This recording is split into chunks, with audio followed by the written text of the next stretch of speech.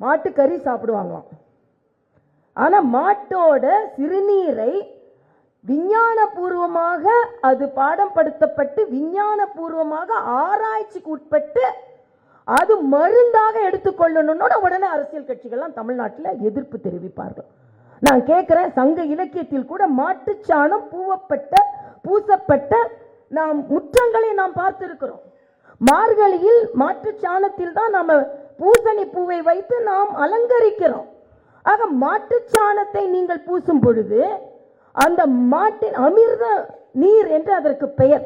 அப்படி என்றால் உயிருக்கான நீர் என்று பெயர். உடனே என்ன ராஜினாமா செய்யணும் சொல்ல முடியாது, என்ன அலோபதி டாக்டர் கோமியத்தை பத்தி பேசுறேன்னா விஞ்ஞான பூர்வமாக நிரூபிக்கப்படவில்லை என்றால் அதை பற்றி நான் பேச மாட்டேன். ஆக இவர் ஆராய்ச்சி என்று சொன்ன உடனே எனக்கு அது ஞாபகத்திற்கு வந்தது. அதனால உண்மையிலேயே நல்லதை தமிழகம் எடுத்துக்கொள்ள வேண்டும். நீங்க மத்திய அரசு திட்டனாலும் எடுத்துக்க மாட்டீங்க, இல்லைன்னா உண்மையிலேயே ஆராய்ச்சி செய்து இது நல்லது என்று சொன்னாலும் நீங்கள் அதை எடுத்துக்கொள்ள மாட்டீர்கள். வேங்கை வயல்ல குடிக்கிற தண்ணியில மலம் கலந்தால் அது உங்களுக்கு குற்றம் இல்லை. ஆனால் கோவின் சிறுநீர் கோமியம் என்றது விஞ்ஞான பூர்வமாக அது அமிர்த நீர் என்று ஆயுர்வேதத்திலேயே சொல்லப்பட்டிருக்கிறது என்றால் உடனே நீங்கள் குதி குதி குதி என்று குதிப்பீர்கள்.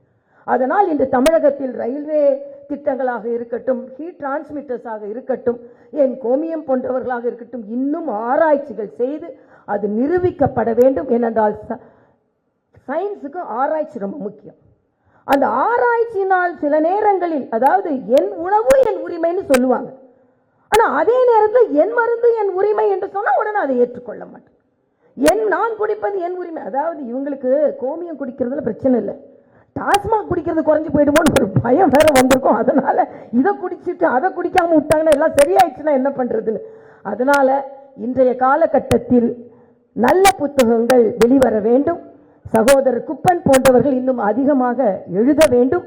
அதுவும் ரயில்வே துறை இன்று ஒரு முன்னுதாரண துறையாக முன்னேறி வருகிறது.